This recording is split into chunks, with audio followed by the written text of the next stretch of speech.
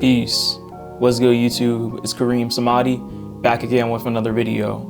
Alright, so today we're going to get into another part of the Law of Detachment series, dealing with letting go of emotional suppression and emotional repression, right?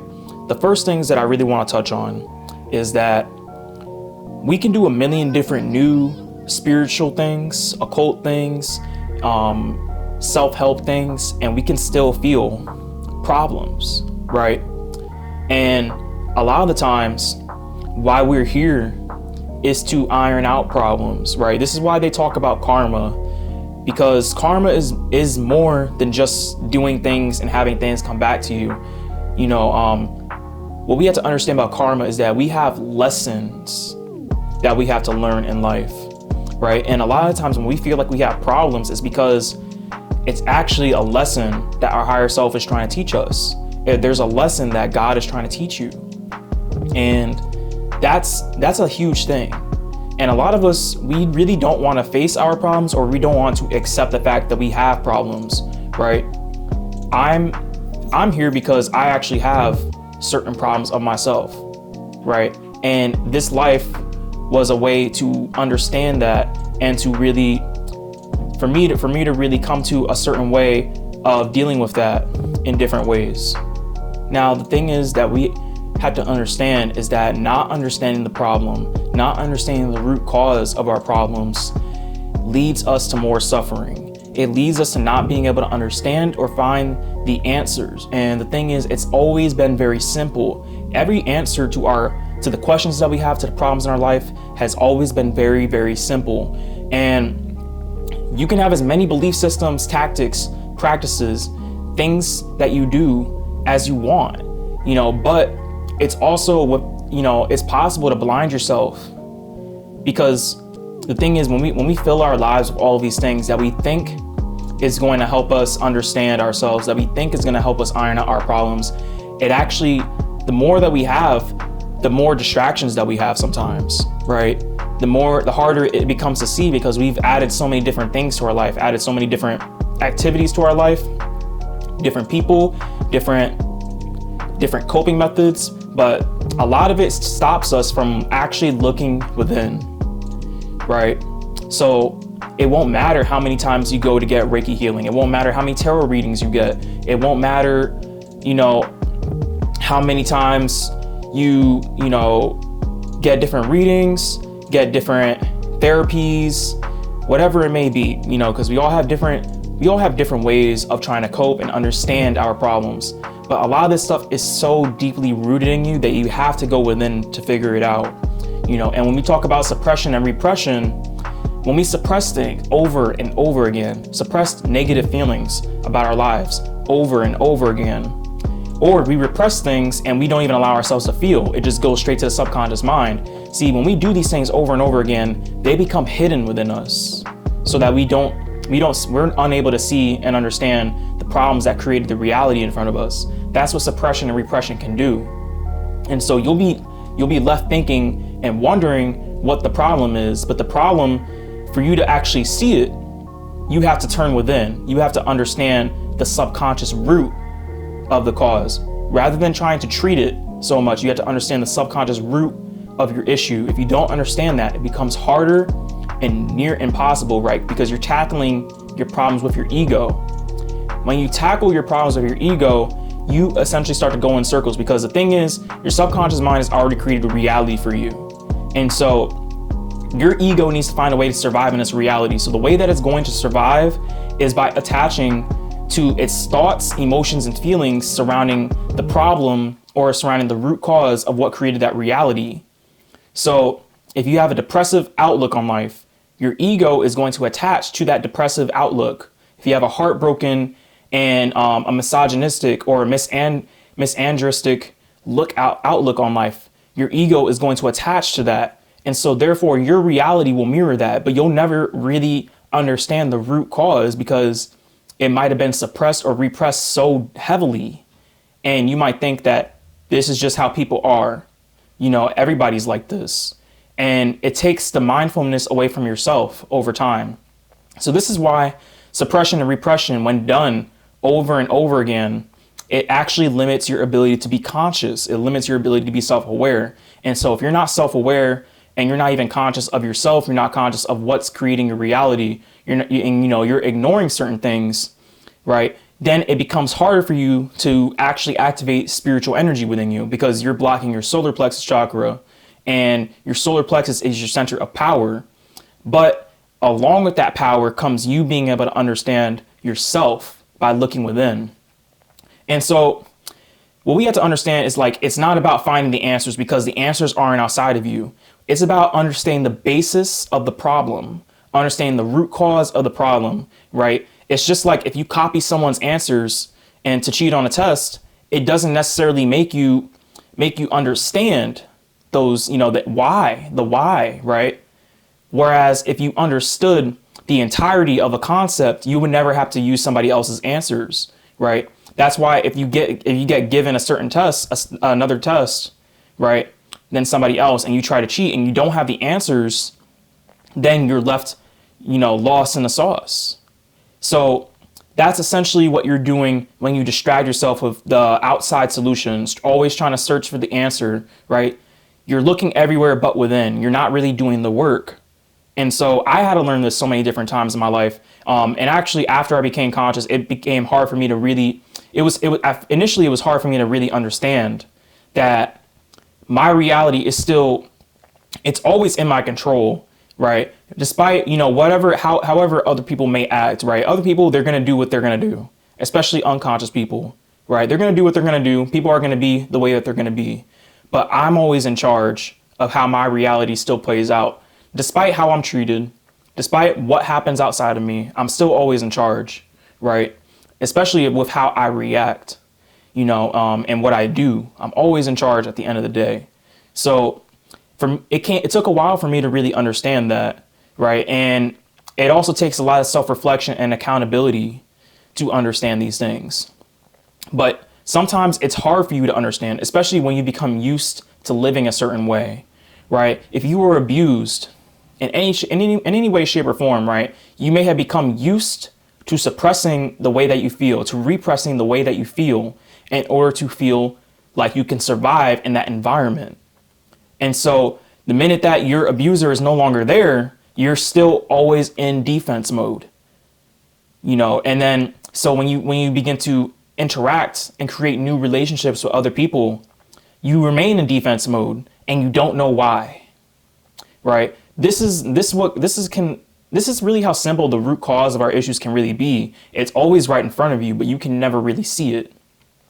So if you have a reality that you feel you can't understand the problems for, and you're constantly looking for the answer, right?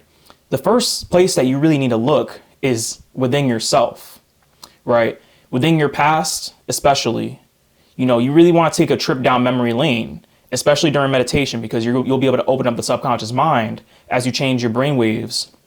So in meditation, you really want to look deep within and let things come rather than trying to analyze so much. This is why they tell you to relax so much, because when you relax, the ego's thoughts get out of the way. You want to relax yourself and really come to an understanding and just observe rather than trying to control so much. Your ego, especially, depending on how you've tried to survive in whatever environment, and whatever relationships, whatever the case may be, how you coped with survival, that's always going to be the number one thing that your ego does to keep you distracted from the root cause, because it has to live out some way, shape, or form. So when you're trying to change your reality, there's going to be resistance, right? That's the ego's job, to filter out things that constantly change your reality. So in part of understanding it, you don't want to fight it, but you do also want to surrender to the process. You want to surrender to the way that the images, the memories, all these things are being presented to you through meditation, right? And so the thing is, when we really don't go within, right, we don't understand how much built up pressure that we create. We don't understand how much built up negative feelings, beliefs, attitudes. And this is what suppression will do to you. This is what repression will do to you. It's going to continue to build up. And I know it sounds very self-explanatory, but the thing is, it's very common, and it'll build up until you begin to melt down, right? And so we've understood this to just being life, or we say that's just a part of, it's just a part of life, or it's just the human condition, but it doesn't have to be this way, right? We don't have to spend our lives running. We don't have to spend our lives avoiding things. We don't have to spend our lives escaping so much. We don't have to spend our lives hiding so much. But when we recognize we have a problem, we also have to recognize that we've been living in fear from facing that problem, right? We've been escaping, we've been hiding, whatever the case may be, we've been avoiding it, especially if we know something's wrong, but we can't put our finger to it. So the first thing that we have to accept is that, okay, I have a problem and I haven't been facing it. That's the biggest thing, when you've suppressed things and when you've repressed things, and a lot of times we've done this because we've been overwhelmed by our inner feelings, or we might have just become used to this way of living, right? But at the end of the day, these things are always waiting for you. They're always waiting for you to bring the key to that door and to unlock the way to heal yourself. But it takes you to do that, right? Doesn't matter how much therapy you get. Doesn't matter how much tarot readings you get, how many psychic readings you get, whatever the case may be, you have to do it for yourself. So, and that's a part of letting go in general. That's a part of surrender in general, right? You have to verify everything for yourself. And when you do that way, you can never truly be led in the wrong direction, because you are understanding things from the way that your heart presents them to you, not from the way that somebody else tells you to. That's when you go within, you're understanding things from your perspective. And this is why I recommend David R. Hawkins' book, Letting Go, The Pathway to Surrender, simply because of the fact that it is that powerful, right? When you go within and you understand, and then you surrender to the process, rather than resisting it so much, rather than hiding from it so much, repressing and suppressing so much, right? And what we have to understand about repression and suppression is that when we repress things, it's just the way that your subconscious mind is trained to filter out things without your interaction, without your conscious decision to do so, right? And usually we'll do it because we don't want to be bothered by whatever feelings and emotions that we have with whatever's happening to us, right? And a lot of times when we don't really know how to process things, we'll also repress, we'll also suppress, or other times we'll suffer through things with a straight face just to stay, functioning, right? Just to stay, continuing through our lives. We'll suffer through things, we'll face it, and we'll take it, but we really won't feel like we're completely healing from it within. We'll feel resentful, or we'll build up more problems, more depression, more anxieties. And this can create different blockages within us, a blockage to our self-expression, a blockage to our honesty with ourselves, our truth to ourselves, the way that we act towards ourselves, how truthful we are to ourselves, right? And being in situations like this, and also understanding our role and what's creating these realities for us as well. When we suppress things, this is when we can end up with long-term issues, right? Always feeling irritable, getting a lot of mood swings, cramps, headaches, tension in the neck, indigestion, insomnia, allergies, heart issues, a buildup of phlegm, buildup of mucus, back pain, all different types of things, right? When we're not really handling things properly, we're suppressing things, we're repressing things. This is what happens, and because the thing is, if you don't consciously process things and you handle things and you let them go, your body is going to take on those burdens for you, because everything is energy, right? So spiritually, when we experience things, because spirit is truly the only real part of us, the energy is truly the only real part of us, right? But we're inhabiting, a physical body, right? So the energy is going to process it as a different situation and energy, right? But if that's not properly handled in whatever way, shape, or form, then it's going to pass it down the chain. So when it passes it down the chain, it eventually gets to the physical body if you don't properly handle it. So it goes from the energy body to the mental body, then to the physical body, and when it's in the physical body, this is why we have physical symptoms, right? Your physical symptoms, they're not just things that occur over time. A lot of it has to do with the current reality that our subconscious mind is accepting and different emotional problems that we haven't handled. This is why working on the chakras is so key. I made an entire chakra series about this, and you can check out the playlist if you go to my channel, but I'm gonna link different chakra videos at the end of this video, right?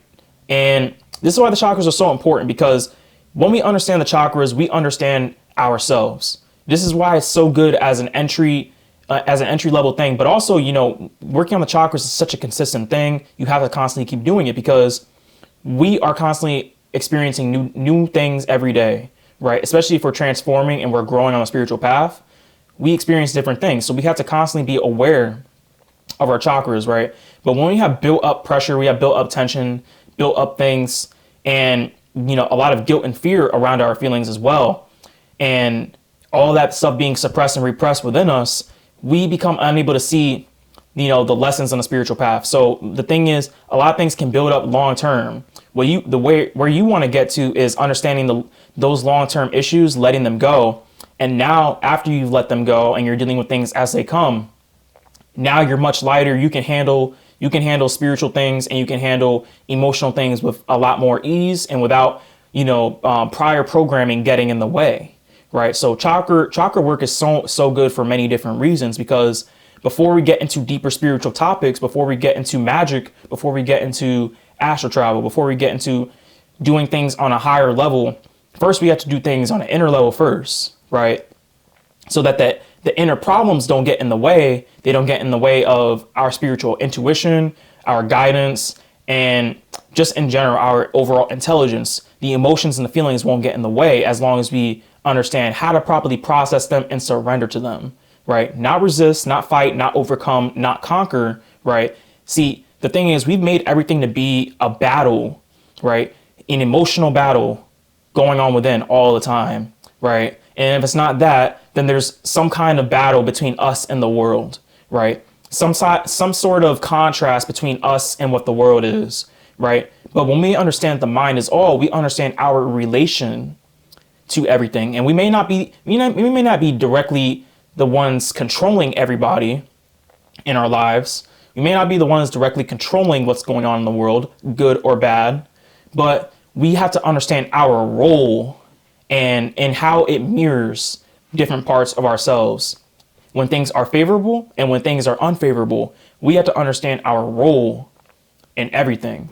So while there may be wars, while there may be, you know, genocide, while there may be world peace, while there may be people shaking hands, you know, overcoming, you know, past issues, countries overcoming past issues, people becoming spiritually conscious, we have to understand all of how the favorable and the unfavorable things link back to different parts within us, because there's always a link. It's not always you controlling it, because that would be a little bit silly, right? But there is a link between what goes on outside of you and what goes on inside of you, right? There's always some sort of link. Now it's your job to understand that link and understand what relates, right? If there's a war going on outside, there's a war going on inside, right? But we have to understand that we cannot be at war with ourselves. We cannot even be at war with our own emotions, right? The more you ever understand the saying that, you know, bloodshed creates more bloodshed, war creates more war, fighting creates more fighting, arguing creates more arguing. If you understand those sayings, what you have to understand is, like, energy, what you give off is what you get back. It's not always opposites attracting. So what you have to understand is that when you're resisting yourself, you're going to give that image to your subconscious mind to give you more resistance. So you don't want to resist yourself. When you hide from yourself, when you repress from yourself, you're giving off to your subconscious mind to put you in more situations that allow you to feel like you can hide, escape, and repress within yourself. Now, and a lot of times, you know, we may encounter people, right, in relationships that may put us in positions to do this. Not saying that, you know, that person may not have things that make them like that, but if you have a certain thing within you that attracts that, right, and even though that person may not outwardly be doing it to you based off of you, you've attracted something like that because you've emanated a different part of you that somebody like that will put you into a familiar situation, right? Because the conscious mind loves familiarity. So you're going to seek things that bring you that familiarity, whether it's a person, whether it's a place, whether it's a thing, right? So we have to understand our emotions, in understanding our problems, you know, we will come to a full circle understanding of why we encounter who we encounter, you know, why we see things the way that we see things. Yeah, and just in general, our relation to what's going on outside of us, because there's always a link. I'm gonna keep saying that probably until I die. There's always a link, you know, between what goes on outside and what goes on inside, right? And when we understand that link, we understand ourselves. And when we understand ourselves, we understand the entire universe. We understand our entire lives. We understand death as well. So that's why it's very important to, you know, to surrender rather than to repress and rather than to suppress. It's very important to surrender, right? And we also have to understand that no matter what the consequences are, it can't be worse than what we've been doing to ourselves over time, right? A lot of times you just fear the consequence. We fear the feeling, or we might be guilty of feeling in general. We might be guilty of having emotions. We need to surrender to all of that. You know, not resist, not even think different thoughts about it, but you just want to surrender to the whole process so you can allow yourself to really come to higher conclusions about things and to tackle your problems with a higher mind than the mind that you've been using to fight against it now. But really, when you surrender to your problems, there's no tackling anyway. There's no fighting anyway. When you surrender, the solution, it just appears, right? In different ways, in different shapes, in different forms, the solution appears, right? And when you take responsibility for yourself neutralizing your emotions, yourself neutralizing your feelings, yourself neutralizing the way that you handle things, right? And then understanding things from a different point of view and letting your higher self guide you, letting God guide you. When you understand from that perspective, then what was initially seen as problems, they just become seen as different events, different feelings. There is no such thing as a problem, right? In essence, there really is no such thing as a problem. It is just more so the way that you perceive it. If you perceive it as a problem, it grows. But if you perceive it as a lesson, it teaches you, and then you transform. So what's going to transform and grow? Is it going to be what you perceive as a problem, or is it going to be you at the end of the day? How are you going to refine yourself coming out of this, right? I do want to add that sometimes it is okay to suppress and repress, but only in the short term, right? These things are never really meant to be long-term solutions, right? This is the way that we handle things as they come up, but they're not meant to be long-term solutions. You want to do these things until you can really process your emotions in a healthy and a safe manner after you've already surrendered, after you've already neutralized, you know, a lot of the energy surrounding it, a lot of the negativity surrounding it, or the positivity surrounding it. So that's the video, and I'm gonna put the link in the description for David R. Hawkins' book again, and then I'm also gonna show you guys some sneak peeks for the chakra videos if you want to check them out at the end of this video. So I hope it inspired you guys, and I hope you guys really got something out of it. I wish you all luck in your journey, and peace.